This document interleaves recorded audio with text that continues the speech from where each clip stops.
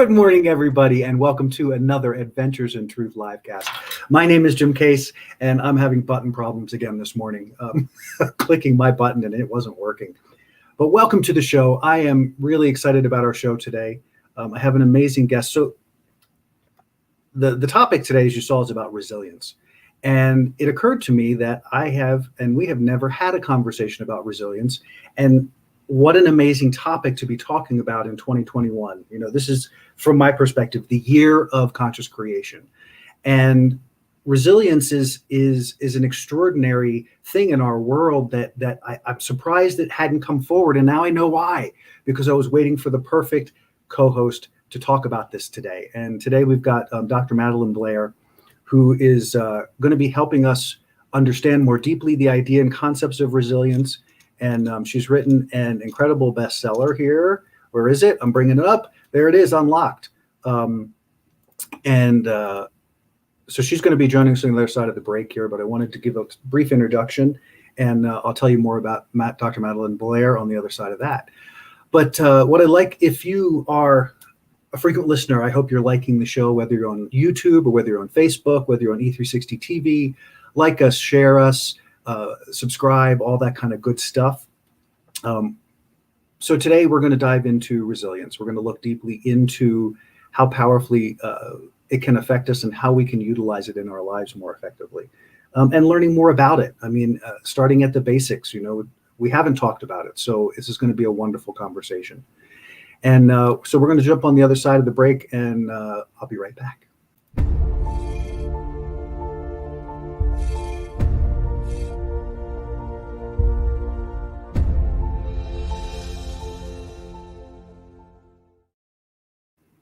All right, we're back. So we are talking today.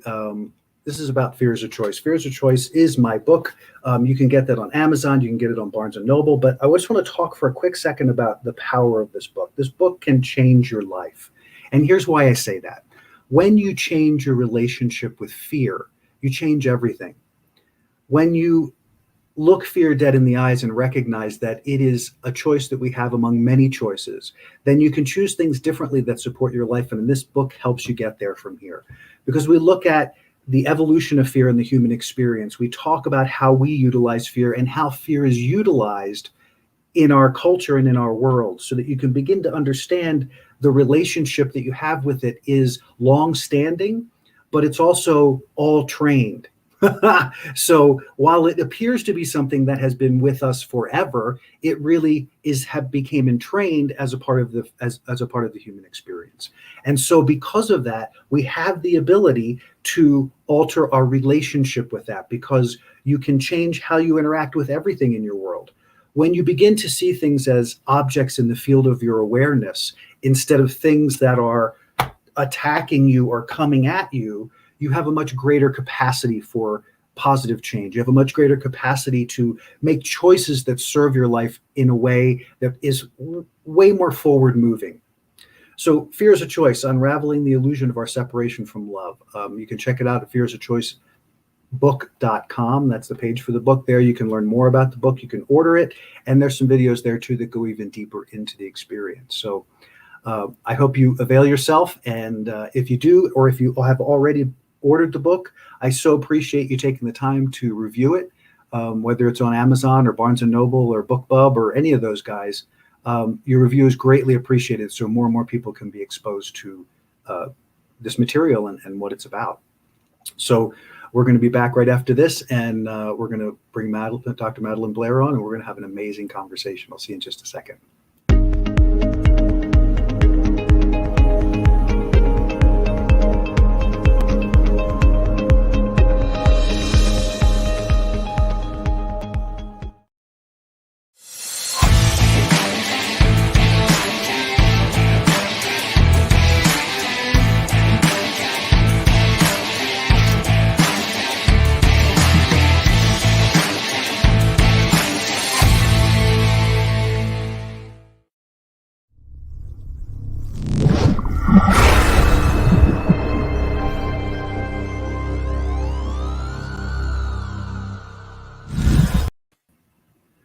All right, here we are. Hello, Dr. Madelyn Blair. How are you? Good to I see am you. terrific. How are you, Jim? I am well, thank you. I'm excited that you're here, excited to have this amazing conversation.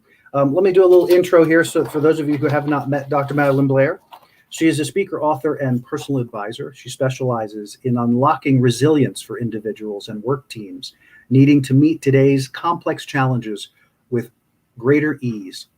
She's the author of 5 books. Her most recent book, Unlocked, Discover How to Embrace the Unexpected, became a #1 international bestseller.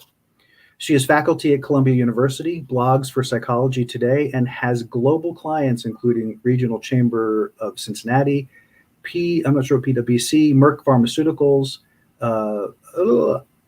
Huawei Technologies. There's one at ABERJE. I'm not sure if that. ABERJE. National Institutes of Health, the NSA. She is a former division chief at the World Bank and has run her own company for more than 30 years. Dr. Blair holds a PhD in organizational psychology from the University of Tilburg in the Netherlands. And for more info, we'll put this up later as well. You can check out Madelyn Blair at madelynblair.com.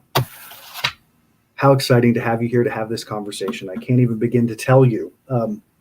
If you don't mind, I want to just a quick start here because we had talked, Madelyn and I had talked about doing this topic of resilience. And what happens for me a lot once we kind of land on the general topic is I begin to experience in my life things that relate to the topic that we're going to talk about. And I love that because it's really what this show is about, is this, kind of this transparency of experience in hopes that anyone watching can understand that anyone can have these experiences and go to these places simply by making different choices and focusing in a different way.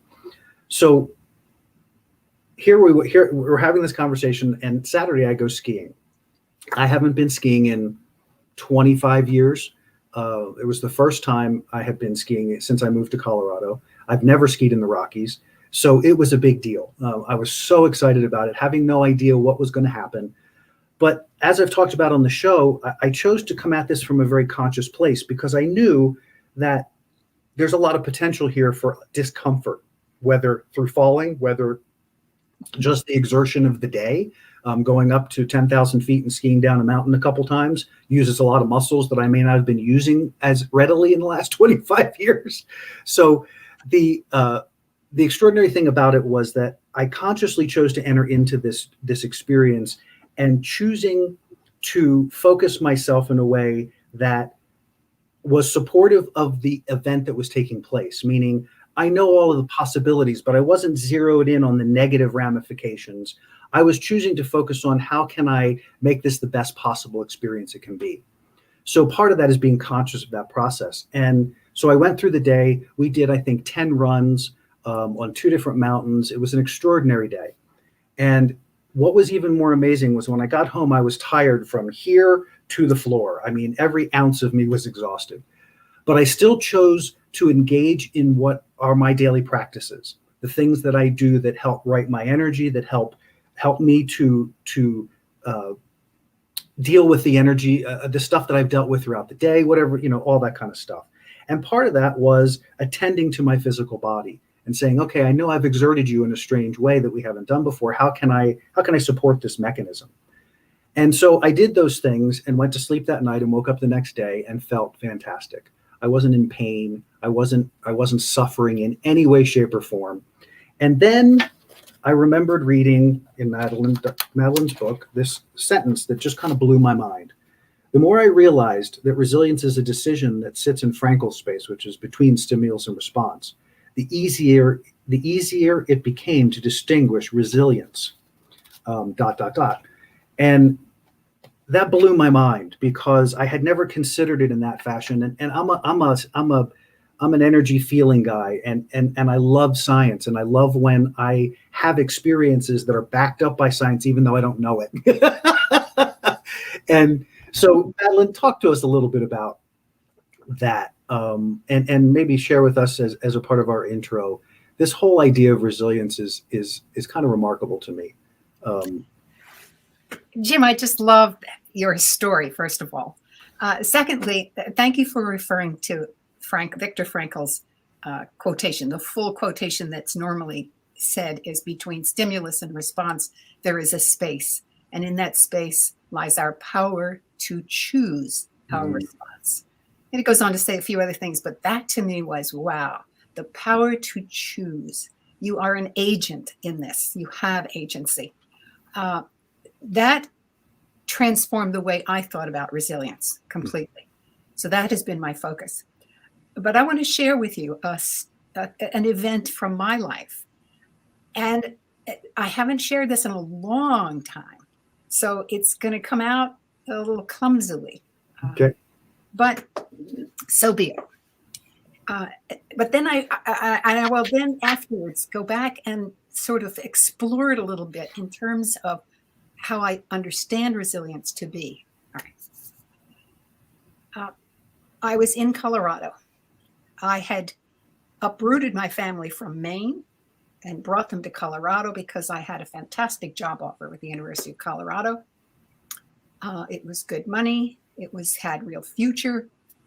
And reluctantly, my husband came with me, with our daughter. Well, one morning, I'm driving my daughter to ice skating lessons. She's about 5 at this point. Mm-hmm. And she says, Mom, I hate the mountains. And then she said, No, Mom, I love the mountains. Well, my husband hated the mountains because he was on the ocean in Maine, and he loves the ocean. Suddenly he's pulled into the middle of the continent, right? Yeah. I, on the other hand, all my life have loved mountains. And I thought about that, and I said, oh my goodness, my daughter is being divided in two because of the arguments between my husband and I. She is being divided. And I get sick even thinking about this. And as I thought about it, I found myself in my grandmother's kitchen, a place of comfort and safety. And I look on the wall, and there is an image on the calendar. Now, in those days, we won't talk about when that was. In those days, churches sent out calendars with religious pictures on them. And there was a picture that just stood out like a red light. And it was King Solomon pronouncing that the soldier was going to split the baby in half because the two mothers were arguing whose baby it was.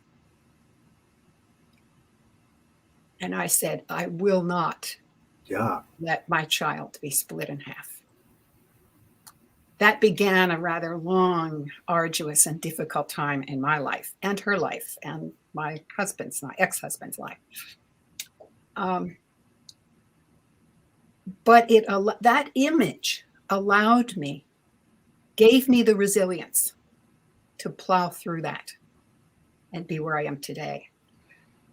And as I thought about telling a story this morning, I thought, wow, that's a heavy story, but it shows how all the things that I talk about nurturing resilience was there.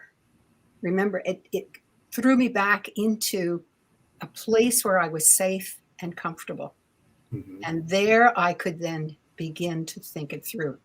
And that's a real important, important aspect of building and nurturing, what I call nurturing resilience.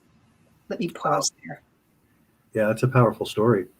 And I love that our individual stories come from such different perspectives, but it still comes to that same core place in our expression. So that's really powerful. So if you don't mind, what I'd like to do, I like to start each show with a short meditation to kind of this where two or more gathered idea. I like to focus all of our viewers into the field that we are attempting to explore, because I believe that it helps to expand and helps us to go deeper, so that we're serving the group that we are speaking to. So Madelyn, we will be right back, and we're going to dive into that meditation. On the other side, we're going to go whole hog into resilience, guys. We'll be right back. All right. So let's take a moment to focus, guys. We're going to keep this one shorter because we have a lot to talk about today. So let's take a deep breath in through the nose and out through the mouth, getting comfortable where you are, whether you're sitting or standing or laying down. Just getting focused into yourself, focusing on the breath, inhaling through the nose and exhaling from the mouth, allowing your eyes to close. Of course, if you're driving or in an activity, please don't close your eyes. So allowing that breath, feeling the depth of that breath as you're inhaling through the nose and exhaling from the mouth. Feeling yourself settling into the space that you're in. And at this moment, I want you to become aware of your field, the energy, the space that is around, all around you. Become aware of the energy that is you all around you. And as you become aware of it, and this may be the first time you're experiencing it, it's okay. Just go with the energy. Go follow my voice. Let the images and pictures show up. Just be in this moment right now as you are experiencing your field. And what I want you to be aware of is, as you're looking at your field, I want you to notice the things that are hanging out there. They're just densification of energy, this sort of clump here, or this over here. And you may see them as images. You may see them as things. But I want you to be aware that we all, throughout the course of our day and our lifetime, we're always attending to things. Some things are immediate, some things are further in the future, some things are in the past, but we're always, our energy and our field is attending to the things that we are connected to, that we are holding on to. And what I want you to do is just be aware of those things. Notice that there's a lot of things that can occupy your energy. And all of those things that are occupying your energy are taking some of your energy. So if you have a lot of stuff there that isn't serving you, your energy is being drawn to things that don't serve you. Just be aware, right? Be aware right now. And what I'm going to ask you to do is focus your intention and attention into the center of your heart, into the center of your being right there. And I want you to consciously call your field, call your energy into your body, into the center of your heart. I want you to disconnect from all of that. Let it be. If it's important, it will be there when we're done. Focusing, pulling all of that wonderful energy into yourself. I want you to experience the inside of you. I want you to have an experience of your energy in your heart and exploring the inside of your experience. Let your consciousness roam around in your body. What do you feel like? How does your body feel? How do you feel? What is going on in here? Let that consciousness roam around. Explore the brain. Explore behind your eyes and your sinuses. Let your energy drive down through your spine, feeling all the nerves that are emanating from that. And then exploring your torso and all the organs and things that make up all of who you are. And if you notice any discomfort, just apply a gentle focus and breathe in through the nose, out through the mouth, into that space, and let it expand. Let it dissipate, or let it inform you, depending on what's necessary in the moment. And now that you've done that exploration through your body, continuing to breathe in through the nose and out through the mouth, bring all of your focus into the center of your breath, into your heart. And we're now going to focus on your breath for just a moment. In my world, breath is the foundation of life. Breath is everything. Because when you can learn to manage breath, you learn to manage energy. When you learn to manage energy, you begin to understand how you have choice, as Madelyn was talking about, the choices that exist. Breathe into that. And we're going to do a counted breath process. We're going to do an inhale to a count of 4. I want you to fill as completely as possible. And then we're going to rest at the top. We're going to feel the joy of that fullness. And then we're going to release from the mouth to a count of 6. I want you to purge as deeply as possible, getting all the stale air and energy out of those lungs and just get it out. And as you get to the bottom and you're completely empty, we're going to rest there for just a moment and feel the power of that emptiness. And then we're going to consciously engage the lungs again, and we're going to continue to breathe to a count of 4. So again, in through the nose, out through the mouth. Here we go. As we inhale, 2, 3, 4, feeling full, feeling rich, relaxing into fullness, and then purging from the mouth. 2, 3, 4, 5, 6. Feeling that discomfort initially, but letting yourself rest in it, in the emptiness. Powerful place. Re-engaging the lungs as you inhale through the nose. 2, 3, 4 in full intention and focus, feeling that fullness, enjoying the full feeling, and now purging from the mouth, releasing 2, 3, 4, 5, 6, as we rest in the void, we rest in the emptiness, allowing it, being in it, as we re-engage and inhale, 2, 3, 4, feeling full, resting, neck and shoulders are relaxed. As we purge, letting all that old energy, letting it go, surrendering it completely to allow for new and vital energy. And as you reach the bottom, settling into that emptiness, that void. And now I want you to continue that rhythm on your own. Continue the breath. Feel yourself filling completely. And just be aware of your breath, expanding you in 360 degrees. As you reach the top, feel relaxed in fullness. You don't have to clutch it. Just relax into it. And then release it. Surrender that fullness. Let it go. Just let it go, because there's always more. Let it go. Let it dissipate. Let all that energy release, so that you can experience the power of shifting energy, of releasing energy, of surrendering energy as you reach the bottom. And continuing to breathe through. As you focus on these words, I just want you to feel them. This is part of the movement, part of My World is Good. This is the year of conscious creation, and I encourage you, as you breathe consciously, as you are moving your energy consciously, take in this feeling. My world is good. My world is good. My world is good. Feel the generation and the spiral that begins to happen as you repeat that inside yourself. My world is good. My world is good. My world is good. My world is good. And just be in that experience. However that experience is for you, just be with that. My world is good. Breathing it in, feeling it completely. And now allowing your energy to release naturally. Just let it expand again. You've had this wonderful focus for a moment, feeling the inside of your experience. Now you're allowing that love and that open space to expand and move out into the world again as you join Madelyn and I in this conversation. Welcome back. Thank you. Thank you all very much. And here we go. We're going to go all the way in now. All right. That was quite a meditation, Jim. Well, thank you for that. You're very welcome. I find that it just really helps us all to kind of come together. I love that feeling. So let's talk, as you are the expert in this area, I want to talk about the defining resilience, but if I may, I'd like to start with how I see it, and then how you have taken that and where that goes, or if it even applies, because I think it's so interesting.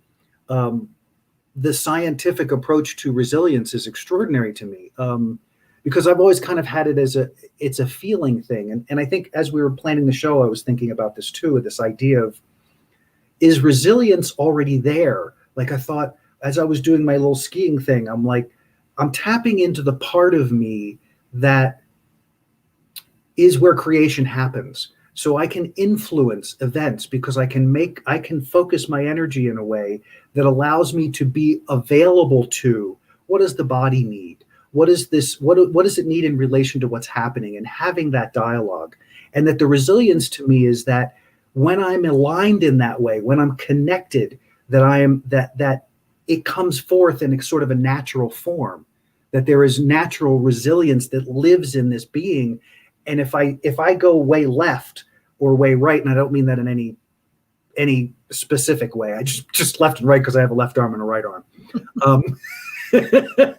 That if I pull away from that alignment with the truest aspect of myself, that I find myself less resilient because I'm not tapped into the source of resilience, which is who I am. And so that's why I say earlier that I'm about feeling and energy. So I have a different way that I describe things, but I love to hear how the worlds intersect. So I would love now to just turn it over to you and say, let's talk about resilience. Now. you see it differently than I, but we're describing something that obviously manifests similarly. To me, we are a resilient species. Okay, it's built into us. That's one of the reasons why we have explored every corner of the world, because we're curious, and we have survived because we are resilient. We make sure.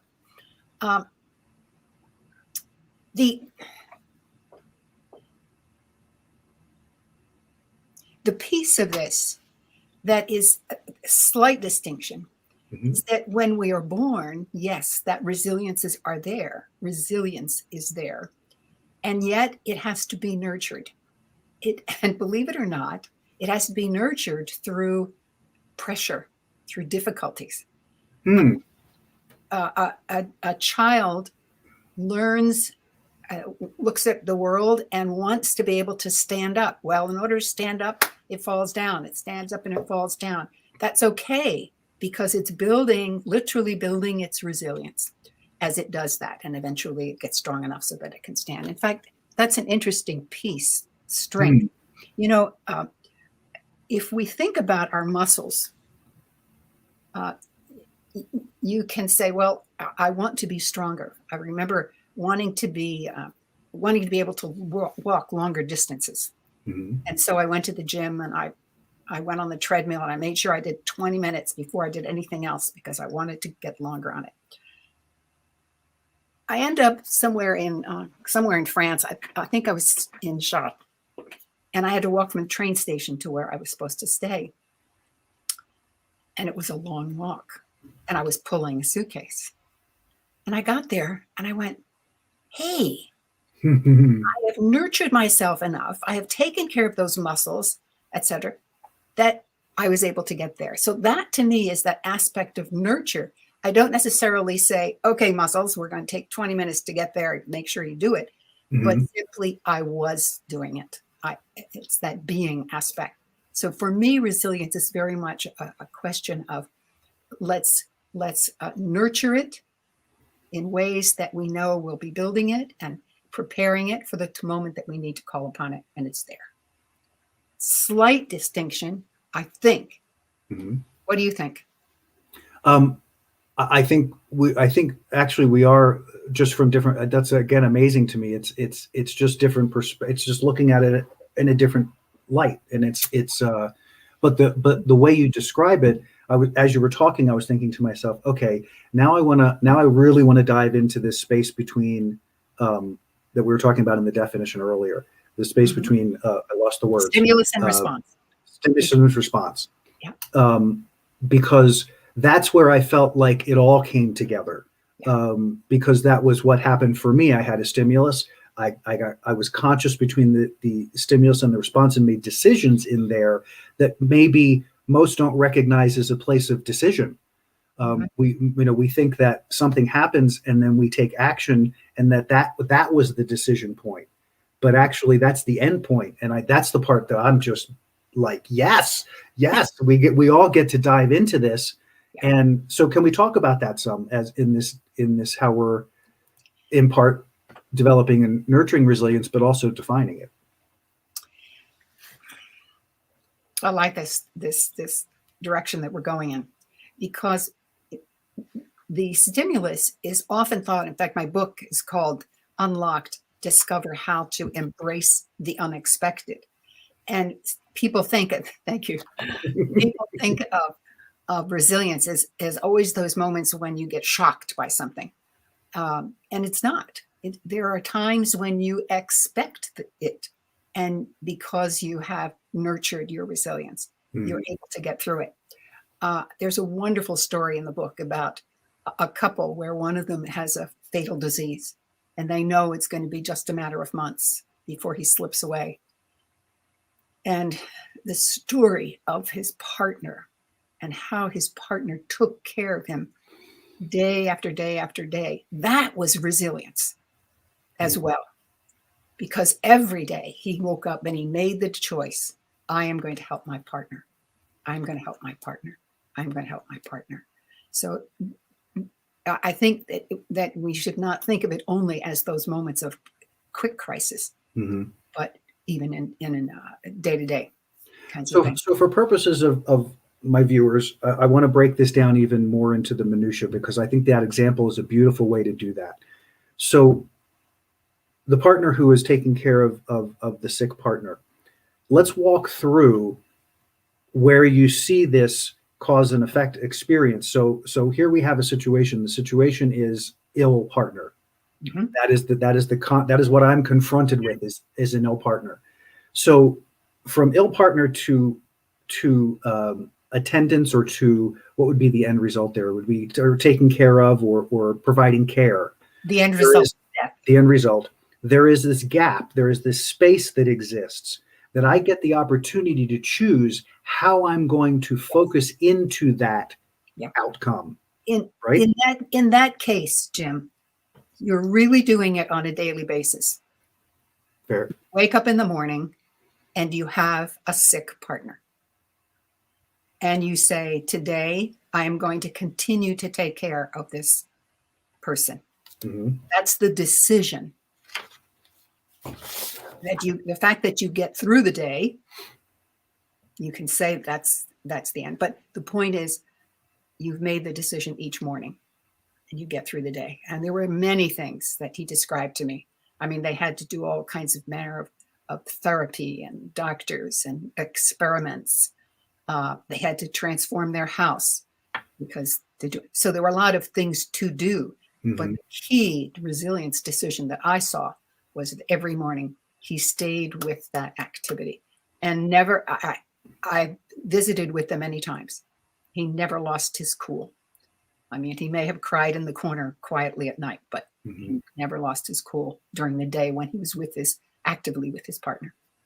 And another amazing example of conscious creation in recognizing that with regard to anything, but particularly we're talking about resilience, that it's not a one and done, that you are constantly confronted with situations where you have the ability to choose in every moment in that space to say, I'm choosing differently. I'm choosing something that serves, or I'm choosing to enter this with a mindset of openness, or a mindset of, but Correct. regardless of whether you're being conscious of it, if you're not being conscious of it, you're still choosing. You're Yes. still making Still choices. They're choosing. just unconscious choices. That's correct.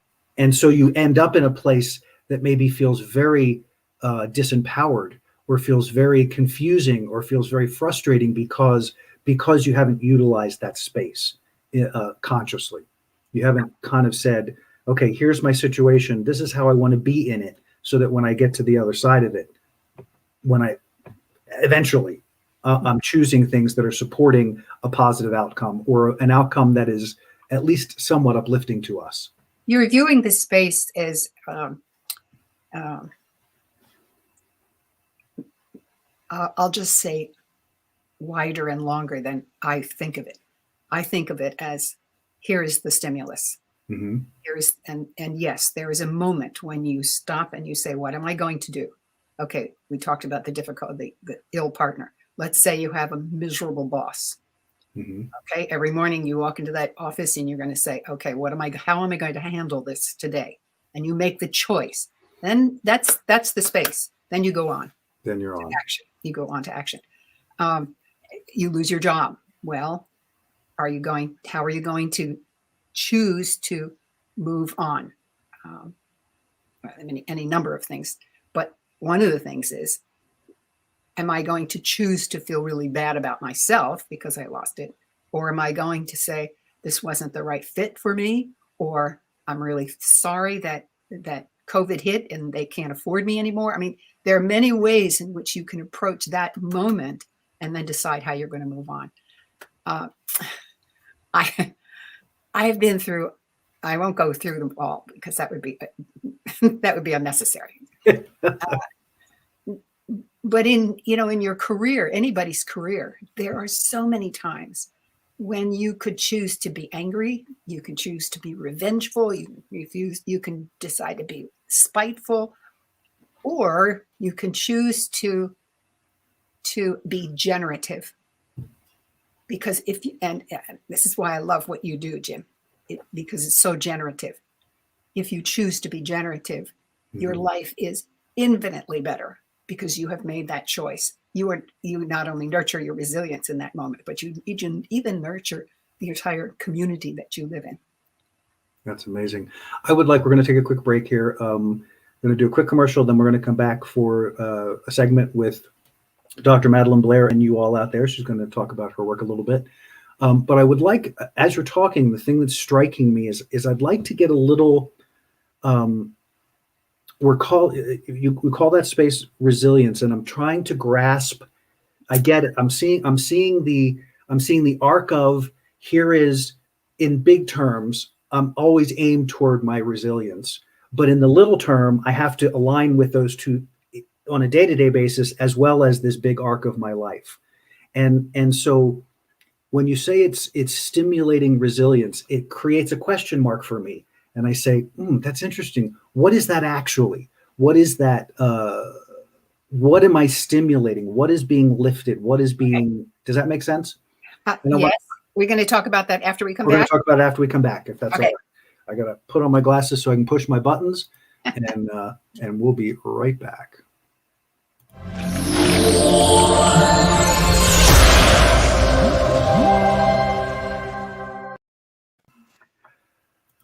All right, just a real quick commercial. I love doing commercials. Can you tell? Are you ready to be free from the limitations of fear, anxiety, and depression? Are you ready to reclaim your energy from feeling lost or powerless, maybe even purposeless? Do you feel overwhelmed by your relationship with fear? Did you know the power of transforming every aspect of your experience is within you? Welcome to the Science of Transformation.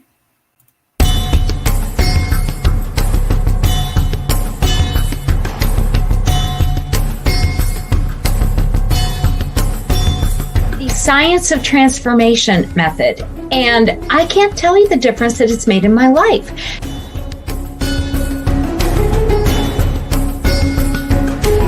This program is all about you coming into the greatest form of you.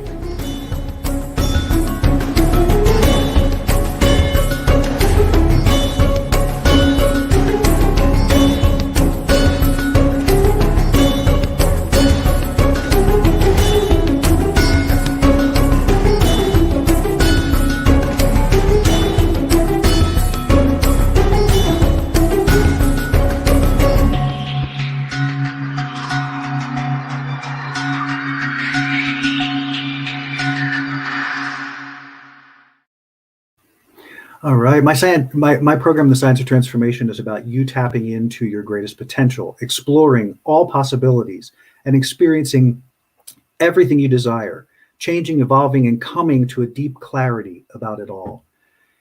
It's about becoming not just the best version of yourself, but the highest potential version of yourself, becoming who you truly are and who you were meant to be.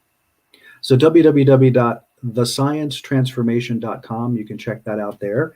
And now we're going to bring Madelyn back in, and Madelyn's going to talk to you a bit about the work that she's doing, which is very exciting. And I'll see you in a couple minutes. Enjoy. Oh my goodness! This is my commercial. This is your time. Whatever you'd like, and you're going to have the screen. Well, you've left me with a question that I feel compelled to go back and respond to. You said something about what is it that you're nurturing? What is it that builds this thing called resilience? And when I did my research, I discovered there were 3 qualities in people who were highly resilient. The first was that they had a keen understanding of who they were. The really resilient ones actually knew why they were on this earth. Secondly, they had some deep knowledge in some area. One man's deep knowledge was in how to build a ukulele. The point is, it gives you depth and a framework for seeing the world. And the third characteristic was that they were insatiably curious. So they never stopped learning. They always kept pushing the edges. I discovered that, well, I didn't discover, I know those 3 things can be developed. So there's a potential in everyone to nurture and build further their resilience. There is a 4th characteristic, however, that is not necessarily identified in the individual inside them, but relates to where they are in the world and that they have a strong social network. So those are the things that I really focus on when I work with people in helping them build and nurture their resilience. And what I offer you is a possibility to learn in many different ways about resilience. Let's see, I've had to read from my script too. It's been a joyful study for me because if you would like to have more confidence in tough situations, know who you are when who you are is challenged. Be more at ease in uncomfortable moments. I suggest you go to my website, madelynblair.com, and sign up for several things. One is Resilience Brilliance. It's a weekly electronic postcard that offers a situation or an issue and then presents ideas for meeting it resiliently. It's all given to you on less than a page. I also suggest that you sign up to my general email list as well. You see, there is a deeper experience that will be announced shortly called the Unlocked Program. Building on my book, Unlocked, by the way, that's available on Amazon, and it's also in audio.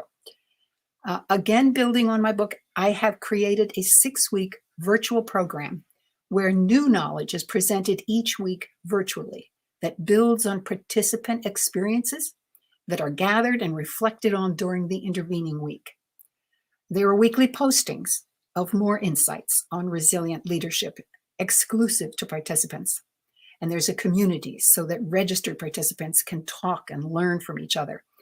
I participate fully in the community as well as give ongoing talks and lessons during those weeks and even beyond.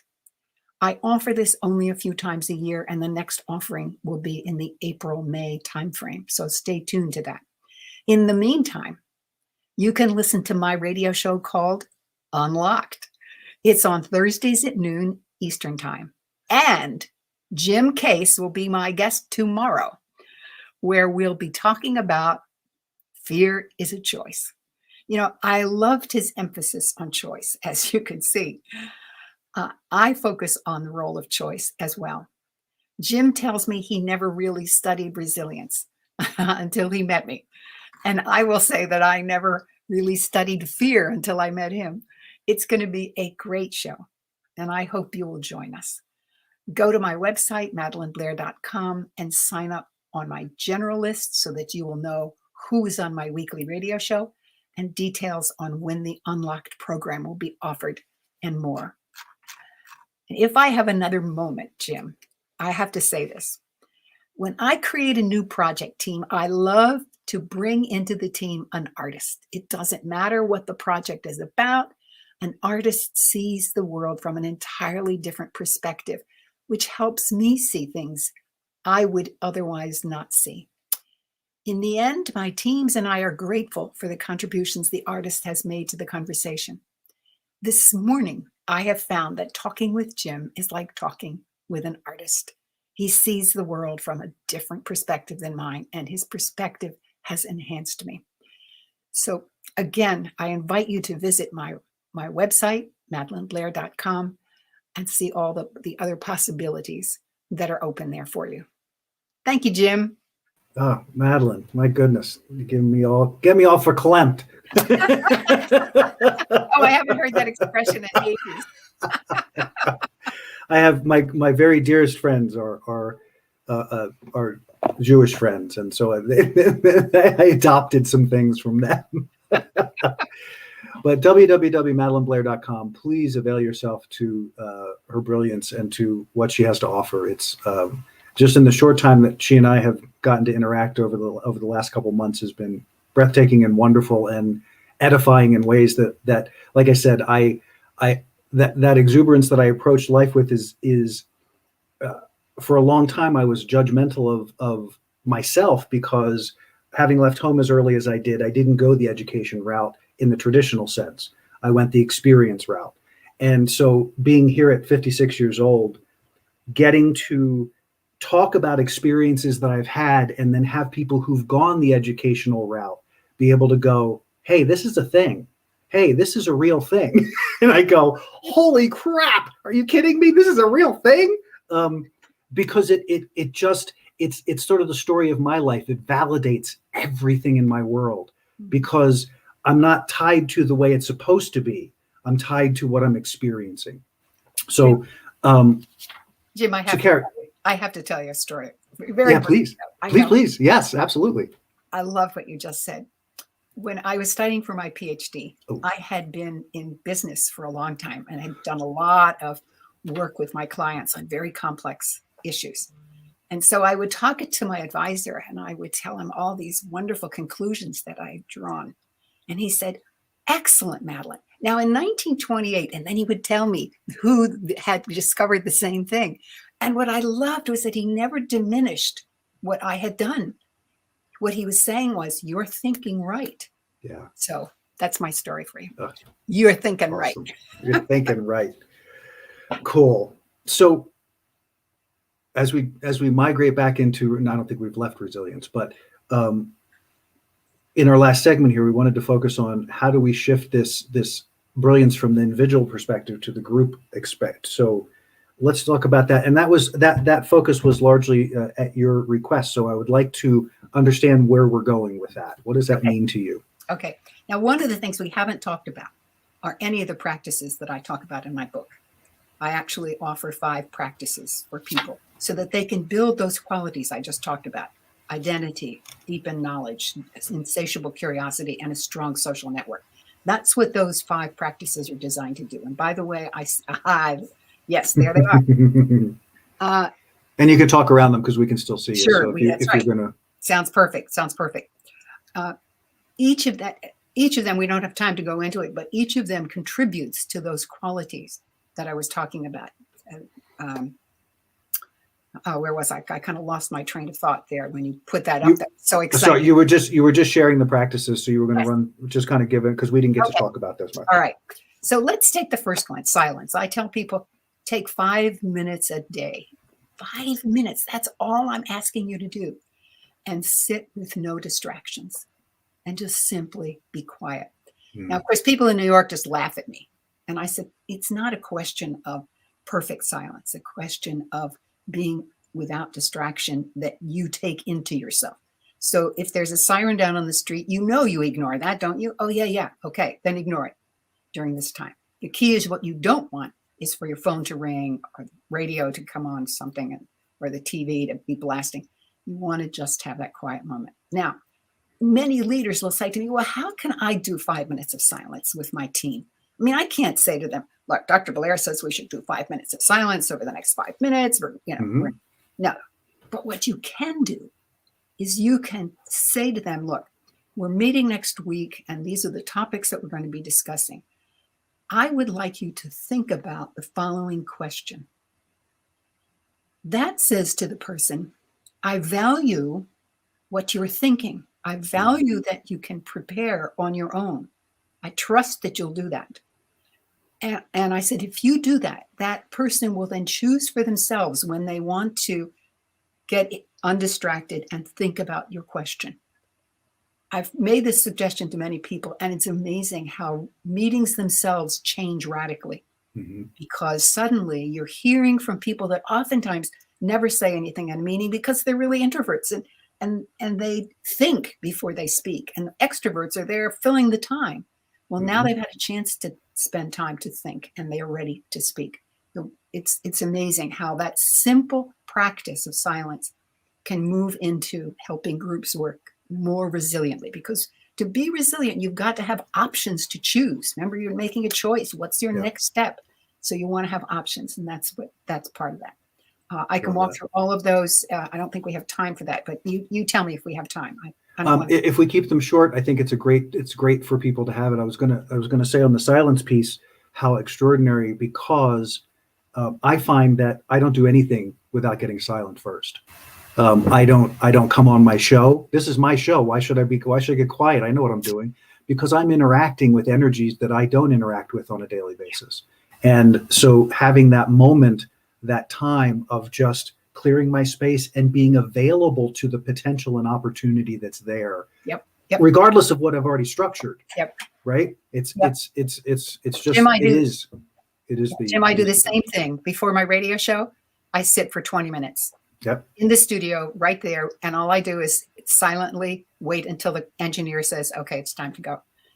It's amazing. Now let's take the Yes. second one, story. Yes. I ask people to write a personal story every day. It's one of the hardest things for people to do because it takes a little time.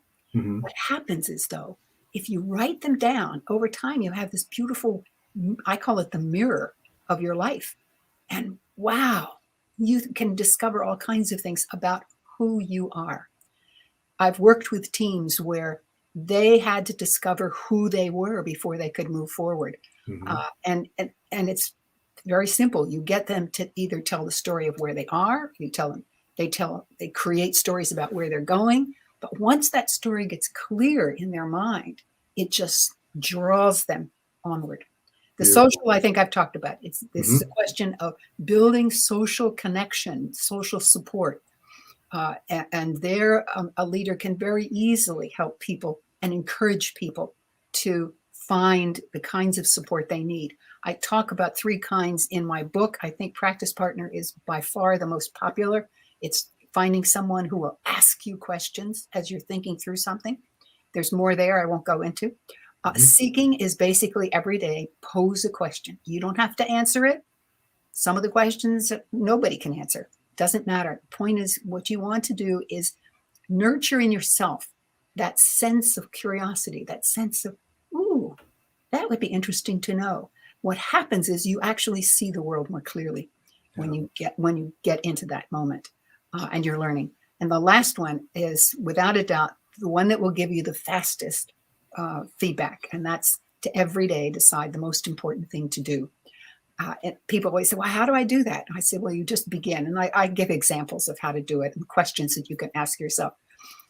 But I can tell you that when I finally took my own advice, I was astounded at what I was able to do. Isn't it amazing? I will tell you that last one I love. If I may, the way I approach that for those that are listening differently than probably many is that I feel my way into my day. And what do I mean by that? So I know I have stuff to do. And those activities can, some of them more pressing than others, but I feel into the activity. And if my energy spins up, I dial in. And the one that captures me is the one I dial into. If it spins down, I step back because that's not the one that's time for. So that's the way I approach, but that's a brilliant, I mean, I love the way you have it written because it's literally all this step is about learning who this is and then making choices and decisions out of that and doing these exercises to really strengthen that foundation, because that foundation will catapult you in your life just in ways that are mind-blowing. And the interesting thing is, I never call them exercises. I always call them practices. Because you practice not for the sake of the practice, but for the sake of something else. My sister is a concert pianist. And I said to her, do you still practice the scales? She said, absolutely. Because practicing the scales connects and constantly reinforces in your body the way in which you can express on the keyboard what you want to express. So practice. Beautiful distinction, an important one. It's also, I think, a different level of commitment in a sense when you choose it that way. So we've got that framework for practices. So we're now shifting from this kind of individual experience to what do you mean by the group resilience? So this is taking it from how I take myself into the groups I interact with in my world. So whether it's a job or a social group, or is this specific to work? No, actually, I think it's adaptable to just about any time where you have a group of people working together. For example, the silence example that I gave you of letting people take their own time. The results of the group are much better. The story thing, if you can help the group write a story for themselves. I did that one time where the client was merging 2 or 3 units, and they had to achieve something by the end of that year. And they gave me all of 6 hours to help them do this. Well, they wrote their future story, and it was so powerful to them. I went back in 2 weeks, and they had achieved, I think, 6 months of activities during those 2 weeks. So yes, really, wow. really, it really focuses and draws your energy. The question of curiosity, now that's an interesting one, because within a group setting, you have to establish that asking questions is okay.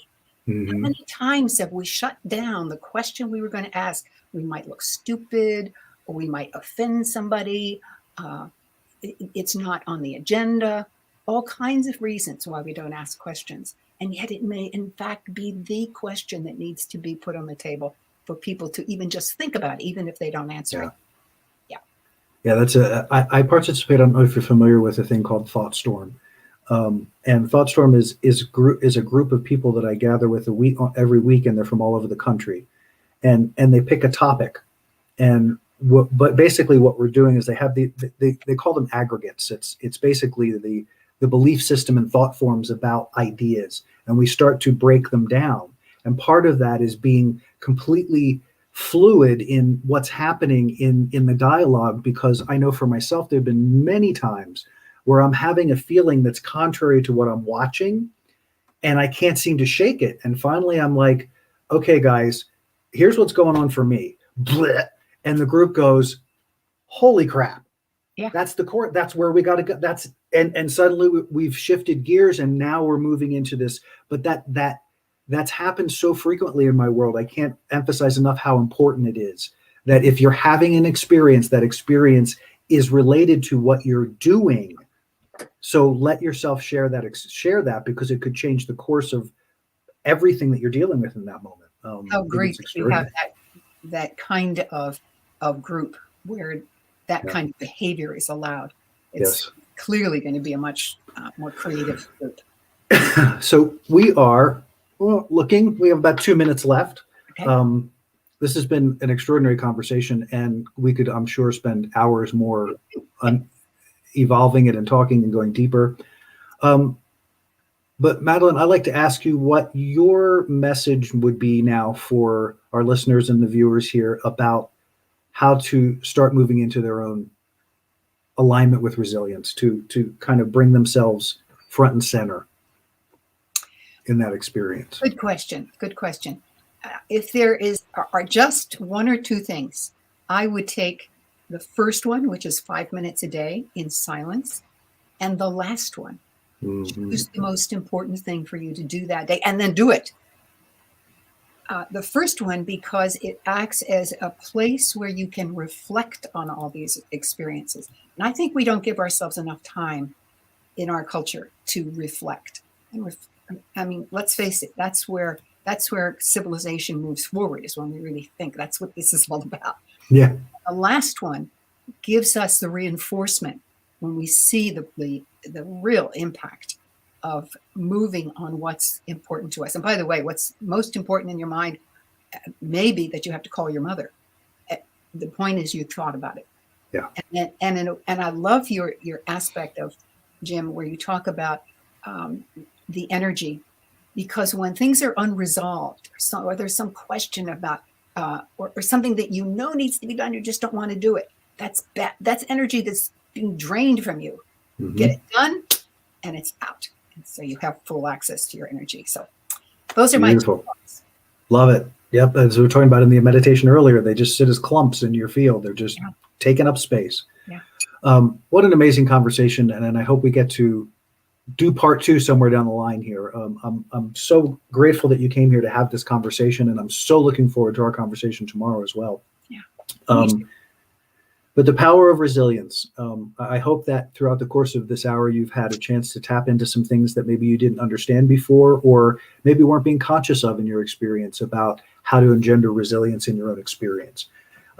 Again, please avail yourself to Dr. Madelyn Blair, www.madelynblair.com, so that you can get regular support and information about how to stimulate your own resilience. And that brings us to the end of the show today. I want to thank you all for being here. Thank you for being a part of the show. Thank you for appreciate it, and love having these conversations and bringing these topics, and they fill me as much as I hope they fill you. So until we see each other again, have an amazing day. And remember that my world is good, and so is yours. And we'll see each other on the other side. Thanks, guys. Thank you. Gotta find my button again. There it is. We hope you enjoyed this episode of Adventures in Truth Livecast. Please like, subscribe, and share. If you'd like to learn more about Jim's book, Fear is a Choice, Unraveling the Illusion of Our Separation from Love, check it out at www.fearisachoicebook.com. Also check out Moments of Truth, a new offering from Adventures in Truth. If you'd like to work with Jim, check out www.thesciencetransformation.com to book a session. Tune in live every Wednesday at 9 a.m. Mountain Standard Time and every Friday, 5 p.m. Mountain Standard Time. Or look for our new releases and podcasts every Monday. Until next time, be well, and we'll see you again on Adventures in Truth Livecast.